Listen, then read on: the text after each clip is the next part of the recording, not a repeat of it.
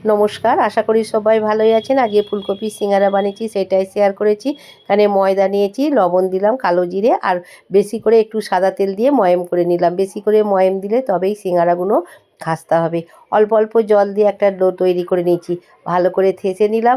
এবার এক লেচি কেটে নিচ্ছি, একটু বড় করেই লেচি কাটছি। একটা লেচি থেকে দুটো করে সিঙ্গারা হবে।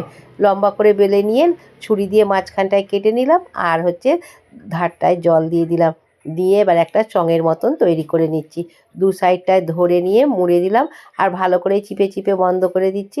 তা না হলে তেলেতে ভাজার সময় সিঙ্গারার পুরটা বেরিয়ে যাবে। এই যে হাতের মধ্যে নিয়ে নিচ্ছি, একটা চঙের মতন তৈরি করে নিয়েছি। এবার ফুলকপির পুরটা দিয়ে দিলাম। ভালো লাগলে চ্যানেলটিকে সাবস্ক্রাইব করবেন, লাইক করবেন, শেয়ার করবেন আর কমেন্ট করে জানাবেন আজকে ফুলকপির সিঙ্গারা কেমন হয়েছে। এবার সিঙ্গারাটার ধারটাকে একটু হাত দিয়ে চিপে চিপে পাতলা করে নিলাম, আর এই যে ভাঁজ দিয়ে দিলাম। ভাঁজটাকে দিয়ে চিপে দিয়ে মাঝখানটায় ধরে বন্ধ করে দিলাম। এবার ভালো করে চিপে বন্ধ করে দিতে হবে, তা না হলে সিঙ্গারা ভাজার সময় সিঙ্গারার পুর বেরিয়ে যাবে। এরকম করে সবগুলোকেই তৈরি করে নিচ্ছি। কত সুন্দর হয়ে গেল দেখুন সিঙ্গারাটা। কড়াতে তেল দিয়েছি, খুব হালকা গরম হয়েছে। সিঙ্গারাগুলো এবার তেলের মধ্যে ছেড়ে দিলাম। খুব গরম তেলে ভাজলে কিন্তু হবে না, হালকা গরমে ভেজে নিলাম। হয়ে গেল আমার ফুলকপির সিঙ্গারা। উল্টে পাল্টে ভেজে নিয়ে তুলে নিলাম।